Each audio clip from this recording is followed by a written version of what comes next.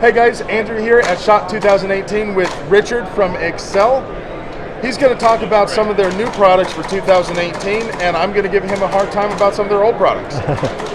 Well guys, this is our new X57R. It's chambered in 5.7 by 28. We're utilizing AR style features, also using a pistol mag from another company. Which has really been accepted. A company that's really widely known for the 5.7. Correct. Correct. Yeah. And really, it's obviously that's a useful feature in a pistol. It is. For 5.7 by 20. Right, and it's standard because people have their plate carriers or their magazine pouches, and it transfers right over into our firearm. Yeah. And that was something that we wanted to really to hit on with that. And just like other carbines chambered in that same caliber, it picks up quite a bit of velocity out of that longer barrel. Yeah. Some pistol calibers don't really gain a lot in a longer barrel. Some might even slow down. Right. But out of a 16-inch barrel, the 5.7 does pick up quite a bit of velocity. Right. And without virtually any recoil. Yeah. So you're shooting a very fast bullet.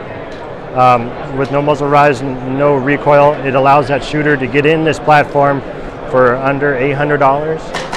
Nice. So it's very affordable. So a lot less than they spent on the pistol that has the magazines. Right. Yeah. Now I notice it looks like it's threaded in the same dimensions as an AR receiver extension. Correct.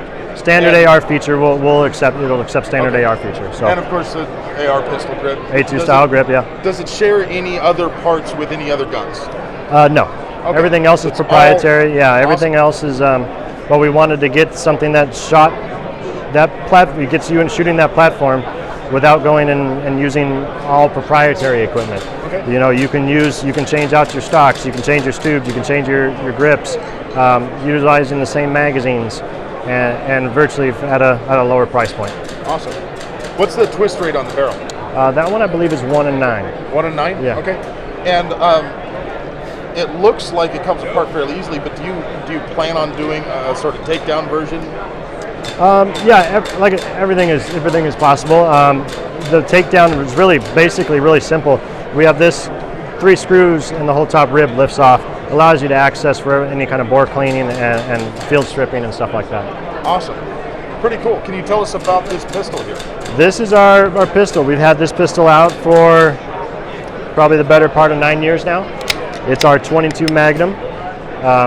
It's a hefty 22 Magnum hunting. I'm pretty sure that if I shoot this in 22 long rifle, I'm probably going to be okay. But in 22 Magnum, this is going to break my wrist. And we have a fireball about that big out of that pistol. No, so. It's a very heavy pistol, so obviously 22 mag doesn't recoil that much in the first place, but it's going to soak up a lot of recoil and make it easy to shoot quickly and accurately if you're so inclined. The rail up on top, a Picatinny Rail, allows you to mount a variety of different optics, from red dots to scopes and all kinds of different things. So. Well, it's a great looking pistol. We see on the wall behind us here, we've got several other products that I'm interested in. Okay. We've got sort of for lack of a better way of putting it, a clone of the Tech 22, which was, as everyone knows, a steaming pile of garbage. And it looks as though the way you guys put this together is not remotely like the original Tech 22, but it carries out the same kind of idea. Right, yeah. We had the same kind of mindset with it. I owned one. I had one. When it didn't work, it's a great idea. It's super cool. It looks cool, and if it ever works right, it's a lot of fun to shoot. But they didn't usually work very well. And a lot of that will contribute to being poorly manufactured in a way that was trying to hit a certain price point, or however they decided to do it. But they cut in areas where they shouldn't have. Yeah. And that was, I think, a big downfall. They had stamped receivers that they were out of dimension a lot of times. They had a front sight that fell off. Right. We've kind of developed on our X22, our X series. We developed our rifles first, and then kind of transferred that knowledge into our pistols. Okay. So it was already kind of a more proven. We stick with the Ruger BX25 magazines.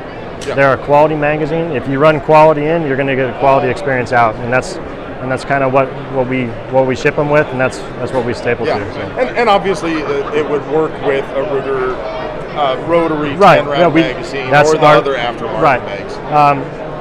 There's a lot of different options that you can throw to it. But. And again, the same AR receiver extension dimensions for AR stocks if you were to SBR it, put a stock on it, or get one of those the blade style pistol braces. Yeah, exactly. Yep. Now, the thing I wanted to give you a hard time about, though, is that I really want to see more 10 millimeter stuff. And we've got that a lot. And one thing we were talking earlier, it's not out of the possibility. If there's enough demand for it, then we'll make it. You hear that, right? They want to hear demand for 10 millimeter carbines. Yep. Because I want a 10 millimeter carbine, so you have to bug him. No, I'm just giving you a hard time. All the other stuff looks really awesome. Thank you.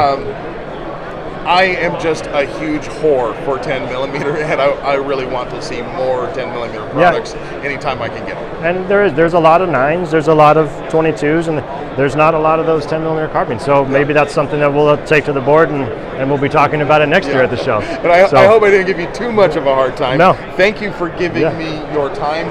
This stuff looks like a lot of fun to shoot. Thank you guys for watching. If you have any questions or comments, definitely leave a post below. As always, like, share, and subscribe, and ask them for 10 millimeter stuff. Have a great day, guys. All right. Thank you.